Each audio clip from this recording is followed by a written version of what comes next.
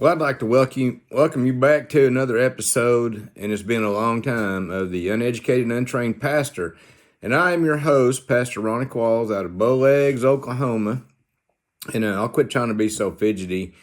But I just it's been a while. I've been super busy. Some of it I've been sick, different things. I keep saying I'm going to get back to doing it. I've had a couple people ask me, like, hey, are you going to do any more? There's times I struggle with it. Like, do we need another podcast?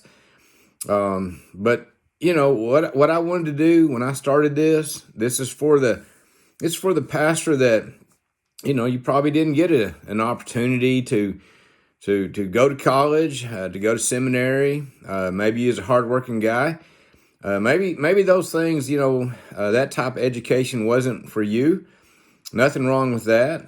But the world we live in today, especially in Christian circles, it seems to think that if you don't have those things, you are somehow not qualified or less qualified. And I just want to encourage everybody that's kind of like me out there that, listen, when God puts a calling on your life to do this, I promise you, nobody starts off really qualified or experienced. Maybe I should put it like that. But guess what?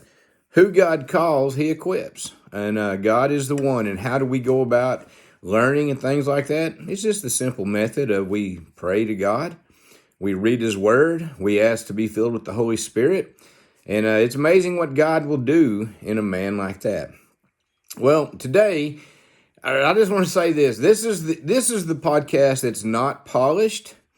It's not sophisticated. This is the podcast where you're probably going to hear some double negatives. I've got a couple friends. This goes out to Justin and Paul. They're teachers. They're educated guys, and I love them to death. But they try to tell me all the time. They used to when we was in church together. They said, "Ron, you can't use double negatives." And now here's the problem with that. Not only did I not know I was doing it, but I didn't even know what it was. And so that's what happens when you're probably a little bit uneducated and untrained. But they tried to tell me, they said your double negative cancels out what you're trying to say. But what they don't understand is the circles I run in, double negative only gives emphasis to what you're saying. So that's one for you can learn from the uneducated, untrained pastor. So you'll hear words like ain't, fixing, and pert near on this podcast. That's the way we talk where I'm from.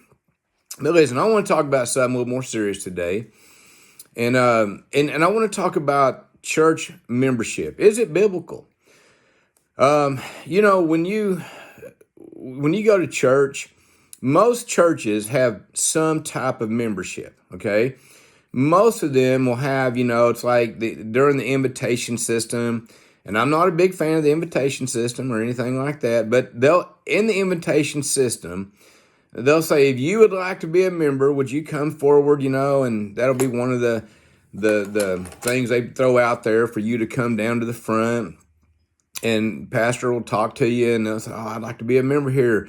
And usually what happens is they'll say, so-and-so here wants to be a member. Everybody in favor say aye or yay or yes or something like that. And usually the whole church will say yes or aye. And all of a sudden, voila, we have a new member. Well, we're going to talk about some things like that today. The first thing I want to talk to you about is this. Is church membership, is it biblical? Now, when I came to Bowlegs over here, Bowlegs First Baptist Church, I told them that if I came here, there would be some things that we would do. And one of them was we would move to a covenant church membership. Now, I'm not going to talk about exactly what that is today, just like as a subject itself. But it's a little bit different than membership in the sense that there's some little bit stricter requirements, I guess you could say it like that, as to membership. Now, here was the problem. When I came, I said, we're going to be biblical as much as lies within my ability to be biblical. Now you say, what does that mean, Ron? Well, I try to be as biblical as I can, but I have to acknowledge that there's probably times that maybe my understanding is not accurate, okay? I mean, I know that for a fact because through the years I've had to change what I believe about things due to more revelation given to me. out of the Bible about the Bible. And, sometimes I had to realize, man, I was wrong about that. And so here's the problem. When we were going to move to a covenant membership church, we had everybody sign the covenant. Now, some of the questions that flew up were simply this: where do you read this in the Bible? Now, you can't get up there and really preach pretty straightforward about being biblical. And then they go, well, I don't see this in Scripture. Where did they do that? And I had to just be honest. It's not in there. So why would I do something that wasn't in the Scripture if I say I'm going to be biblical? Well, let's just back up to the time of the early church. When Paul wrote to the Roman church or the Corinthian church, or, now the Galatian churches was different ones. It was a region. But whatever particular church he wrote to of that city, friends, there wasn't multiple churches. There was just simply the church. It kind of made things a little bit simpler. I'll even say this. I belonged at one time to an exclusive church. That sounds pretty important, doesn't it?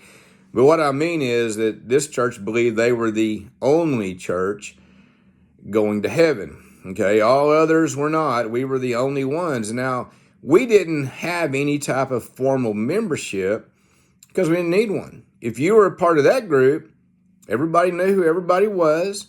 And you didn't have to do some kind of formal membership. You were just part of the church. I mean, even if we had people that weren't being faithful about attendance, we still knew who they were, and they still knew what church was the church, right? So we didn't have to do it. Now, leaving that and then going into, the big world of Christianity, if you want to say that, where there's Baptists and Pentecostals and Methodists and Assembly of God and Free Will Baptist, all kind. Baptists have so many flavors, it's not even funny. But, it's like, where do you go? Okay, so you got to realize this. It may not be written in just the strictest way, but if you were a part of the Corinthian church, you were a member. You had elders that were over you. You were to be submitted to them, to be subject unto the church, to be committed to it, be held accountable, things like that. Well, okay, so we come to today. So is membership really needed? Now, I'm going to tell you something. I've wrestled with this back and forth through the years. I mean, early on when I first left that one church, it was about 23 years ago or so.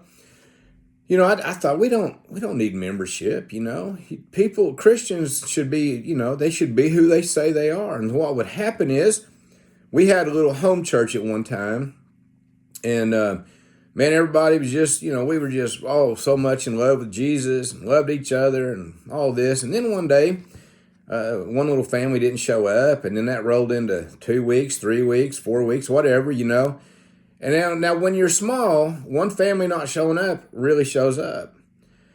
And it kind of got back to us that they weren't going to come back. Now, he never said nothing to anybody. And his little wife finally said, don't you think we ought to let people know that we're not going to come back? And this is what he said. He said, I didn't sign my name in blood with anybody over there. And that kind of hit me right then. I thought, maybe there is a little bit something to this membership. Now, why is it needed? I mean, if we're going to do it, why is it needed? Well, when I came to Bowlegs, I had been here approximately, 2.5 years, something like that. And I started teaching a series on covenant membership. And one morning I got the idea, I thought, I wonder how many actual members are on the roll. Now at this point, right before I came over to preach even the first time, some of our elderly deacons got together and they went through the roll. And they found that when they started, there was about 185 people considered members here at Bowlegs. Well, they trimmed that thing down to about 118. That was the number my secretary gave me. And so what happened was I stood up that Sunday and I said, folks, I've been told there's 118 members in this church. Now, typically, we would run. Now when I count, numbers, I include everybody. But when you're going to talk about just members and such, we probably ran anywhere from 40 to possibly, 50 Then you throw in all the children. We might have 70, 80 people. I mean, it was a decent little crowd for a small church in Bowlegs, America. But I'll guarantee you one thing. I never saw 118. And I never saw 118 members. So I just told everybody that day, I said, listen, after being here 2.5 years, if I have never seen you and you don't know who I am, you don't know I'm the pastor of this church, you're not a member here. I don't care what that paper says. You're not a member and I'm not your pastor. Now, I'm not trying to be harsh. I'm not trying to be mean, but I can tell you this, that ain't what you call a member. I mean, if you're a member of something, guess what? You're going to be there. You're going to attend. You're going to show up, things like that. So here's what happens. What happens a lot of times is somebody will start visiting your church, and then they love it. They love the preaching. They love the people. They feel love for them. And then all of a sudden we say, hey, we're going to have a membership class, meaning that you can come to this class, and what is this class about? What's going to tell you what we're about, what we teach, what we believe, what we practice. Kind of helps you understand a little bit better. It gives you a time to ask questions. But also we would have you, fill out hey, I want to be a member paper. And it just kind of gives us a little background on you and then ask certain questions like how long you been a believer and were you baptized? What type of baptism did you have? Different things like that. Well, I ran across people that when you got to that point, boy, I mean, they bristled up like a cat looking at a pit bull or something. And he's like, hey, I don't know about this. And I'm like, okay, well, what is, what's your issue? I mean, what's the problem here? And, I had one man that told me, and I mean, this was a good guy. I liked him. And I really wish he'd have become a member, a big part, I mean, I do. But, he looked at that thing as like he thought he was signing a contract or something. And I said, no, it's not a contract, it's a covenant. And anyway, I said, well, why don't you just do this? I said, why don't you just come to the class? You don't have that. We're not tricking you. It's not the old bait and switch. Like you came to the class, now you're a member. I said, but it would, at least you would see what we're talking about. And if you didn't agree, you don't have to become a member. But at least you would be educated. Coming from the uneducated pastor, right? At least you would know what it was about. And I said, you can ask any question you want, and we'll try to give you the answer if we can. And to be honest, he never came to our church ever again. He didn't show up for that day, that class, nothing. Okay, so sometimes you look at that and you go, man, is it worth it? Well, let me explain to you some of the reasons why you need a membership in today's time. In America, we've got churches on every corner, if not more than one. And you could have several Baptist churches in a town. You could have several Baptist churches of the same denomination in a town. And so what happens is this. Somebody doesn't like your church and they just leave. They just go somewhere else. They kind of maybe talk bad about you and like, and then the next church, boy, we love to have you here. That happens a lot. But here's the problem. As a pastor, I have to know who my people are. I have to know who God has put me over. Because let's just say you're coming to my church and next thing I know, you're down the road a ways. Now, do I have any jurisdiction over you? And that I don't like using that word really, like that sounds like some kind of tyrant ruler, but just for lack of a better word right now, I don't have any type of authority over that person. But the people in my church, I'm sent here to lead, to pray for, to protect, and I don't mean like physically. Now that could include that, but mostly I'm talking about spiritual things and stuff like that. But also there's a practice that's called church discipline that seems to be a lost doctrine, lost teaching in the American church in so many places. But if a member is in an unrepentant sin and they've been confronted and they get mad and just leave and go somewhere else, and there's no way to exercise church discipline. Well, these are some of the reasons why we need membership. And I'll just tell you straight up, if somebody was to come and visit my church And I said, hey, do you know somebody here? Get to visiting with them, things like that. And then I find out, well, we were at this church, but we're looking for a church. I said, what's going on? They said, well, this, that, the preacher's doing this and whatever. Now, I'm going to tell you something. I will ask them things like this. I said, well, have you sat down with them and talked? Have you visited with them? And they're like, well, no, we're just done. I'm going to tell you something. I wouldn't let a person like that become a member of my church. Okay? Just not going to do it. First of all, it's as simple as this. If something made them mad over there, then I promise you, my preaching will probably make somebody mad. I'm pretty straightforward, and some people love it, some people hate it, and sometimes those people switch, But here's the problem. They're going to get mad at me at some point in time. Something I say, a decision I make, preach, whatever, and they're going to do it again. They're just church hopping and stuff. No, what I would tell people is this. I'll say, look, you need to go back to your church, see if you can work this out. And if it's a doctrinal difference, if it's something like that, theologically that you just can't get on board with, then you just need to be a Christian and just say, hey, we just feel like we need to move on. We just can't get on board. That's something that's you can respect that. I can respect that. But what I don't respect is just somebody that just simply I'm out of here, gone.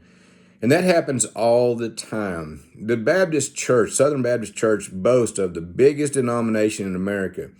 But I bet if you could trim the membership down and you could find out where a name that he's like probably a member on 10 different churches and everybody's counting this guy, if you trimmed all those names down, we'd probably reduce our numbers by 3/4 or something. It's ridiculous how people do not get their membership to where it should be just so they can brag about how many members they have. Oh, we've got 400, but there's only 40 that show up. I mean, come on. That's ridiculous, folks. So here's the thing. Church membership is needed. And you can argue with me. You can argue with me down in the comments or whatever. You can just hear me out and understand it. So let me just say this. Somebody comes to our church. What are the qualifications to become a member? You remember we was talking earlier about the invitation system and talking about how that, they're just invited down and I want to be a member. Well, friends, that's not a good way to do that. I'm just going to tell you straight up. That may be the Baptist way. That may be the way you grew up doing it. That is a terrible way to do it. So here's what happens here. We have a paper that you can fill out. It's a request to become a member. Like, hey, I'd like to be a member, and we'll get a class. And here's some of the things we're going to find out. We're going to find out if you're a believer. I know that sounds funny, but the number one requirement to become a member of a church is, are you a believer? Have you been born again? Okay? If you've not been born again, we don't need to be making you a member of a church. Now, you may think that's pretty simple, plain. I heard of a church one time. I heard the pastor saying this. He said, man, we welcome anybody here. Man, they come, we put them to work. Man, and we make them members, blah, blah, blah. He says, and some of them ain't even believers, but they usually become believers in time. Oh, my good day. What is wrong with that? Too many things to talk about. So the first thing is you need to be a believer. Secondly, to be a member of a church, you need to be a baptized believer. And here at the Baptist Church, we do it the right way. For all my Presbyterian friends, we immerse. We fully immerse. We baptize in the name of the Father and of the Son and of the Holy Spirit. And now I'm not one of those guys that says if you're going to come to our church, you have to be baptized again. I got people texting me. Just because you're going to be in our church. No, if you have been baptized and baptized biblically, we'll accept that baptism, okay? But if you have not been, and oftentimes what happens is somebody will say, well, I was baptized when I was 11. I was at a youth camp, but man, I just don't know if I was a believer then. I feel like, they might go through the thing of I rededicated my life, like that's some real thing, like in an invitation system. Listen, church rededication, rededication is simply just getting real with yourself and saying, hey, I want to serve the Lord. And it could happen in your living room, your bedroom. It could happen, in an invitation. But it ain't really a biblical thing, okay? But where was I at? Sometimes I get to saying things and I lose my thought. Baptized believers, listen. We're trying to make sure that people are real. Okay, so if you've been baptized biblically, we'll accept that. Okay, then we're going to say, look, this is what our doctrine is, our theology is here. Like, we're Baptists. We're not tongue talkers. Okay, so if you come in here and go, well, I just got to do it. Well, you're probably not going to do it here. I know I got a friend down the corner, pastors at AG Church. He'd probably be really good for you, but probably not going to go well here. And there's things like that people, or somebody might say, well, I just don't believe a guy's got to be baptized at all. Don't get you to heaven. No, but Jesus sure commanded it. You could get baptized and not make it to heaven. That's for sure. But every believer that has the availability, let me put it like that, to be baptized will be baptized. I mean, I can't imagine that. Now I say it like that because we have the thief on the cross. He didn't have the capability of being baptized at that point.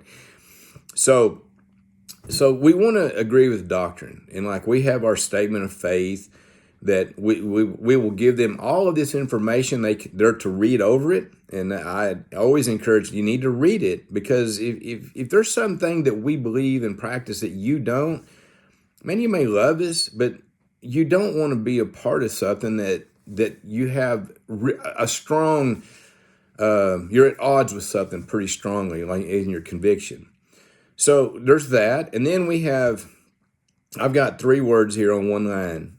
You need to submit to the leadership of the church. Now, I do not believe in an elder ruled church. I do believe in a plurality of elders.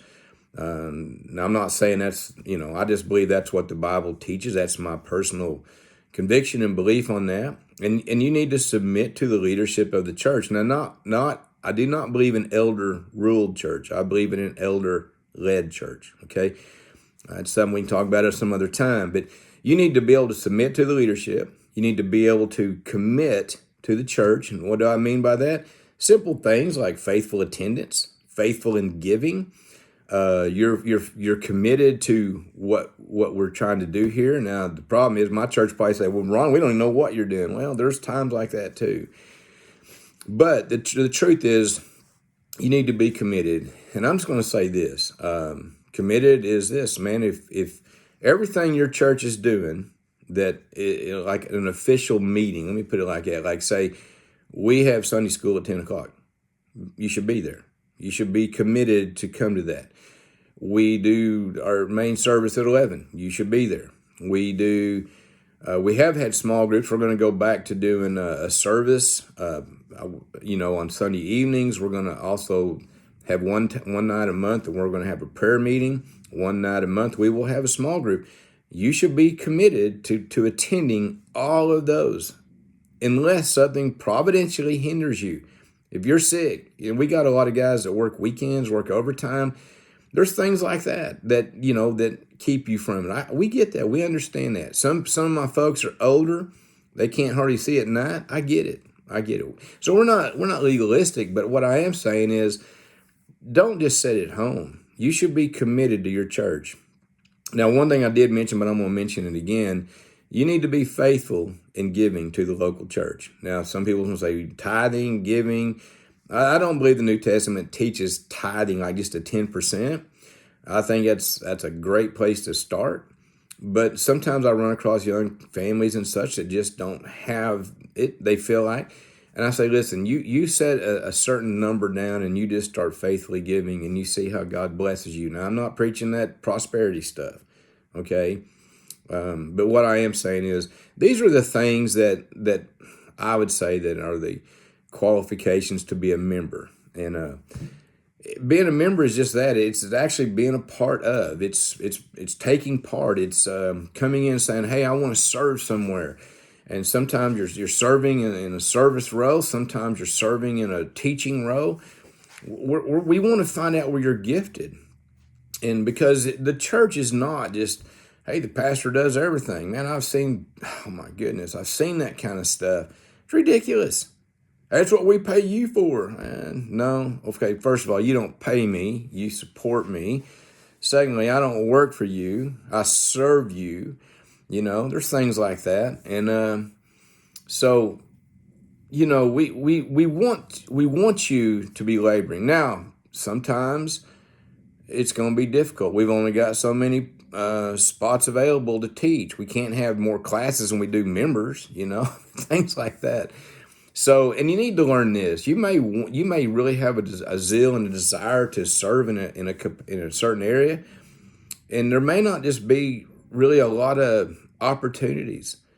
And I'm going to tell you something. I've been there. I was in a small church one time listen, I came there and I had been preaching every Sunday, Wednesday, you name it, and so many days in between, prison ministry, nursing home, all this. And I go from a lot of that to there's two guys that are preaching and I'm not one of them. I had to learn to just patiently wait. I was glad to be there. I told him, any way you want me to serve, man, I want to serve. Okay. And, so sometimes God puts you in those places, man. Don't do no whining and complaining. Be a member. Be faithful, okay? So the question just comes down to this. Do we need church membership? Yeah, I think we do. I think we need it. And I want to know who the people are in my church. And I want to encourage you this. If you're a member of a local church, step up and be a member. Don't go in there and say things like, if you need me, call me. No, say, hey, man, I'm here to serve. What do you need me to do right now? Come early. If you're in one of those little churches, you're renting a place and you got to set up and you got to break down, show up early. Lead the charge. Don't try to overtake everybody, but just, be in there. Serve with zeal, with joy in your heart. Friends, being a member of a local body, a local church, it's such a joy. And one more thing, don't be the problem person. Don't be the person that, is like, oh my gosh, he's here again, And if you don't know who that is, guess what? It might be you. But, anyway, I just wanted to share that with you, and I'll try to get this uploaded as quick as possible. And once again, if you tuned in, I'm glad. If you can, hit the like button. I don't think YouTube likes me. I don't know why, but they ain't promoting my stuff. I know I've got like 48 subscribers. We're not threatening Joe Rogan's numbers yet, but I'm working on it. But no, if you've been blessed by this, man, hit the like button, share it with somebody. It's on YouTube. I'm trying to get it put on Spotify and all the other stuff. But being an uneducated and untrained pastor, guess what? I'm not very technologically sound either. So can't even hardly say that word. Anyway, I hope you have a blessed day. And this is Pastor Ron, and I am signing off for now. Until next time, God bless you.